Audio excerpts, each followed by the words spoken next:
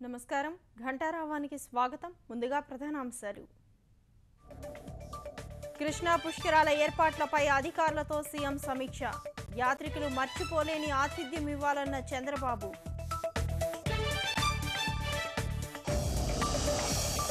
Tirupati railway స్టేషన్లో అందుబాటులోకి high speed wifi Nellore నుంచి రిమోట్ ద్వారా ప్రారంభించిన సురేష్ ప్రభు వెంకయ్య హైదరాబాద్ ఫిలిం నగర్లో విషాదం నిర్మాణ భవనం కూలి 2 మృతి 6 గాయాలు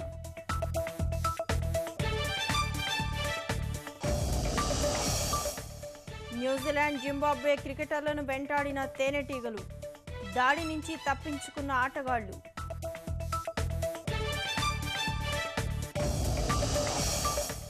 మహోద్యమంలా వనభారతి జనహారతి భాగస్వాములవుతున్న ఊరు వాడ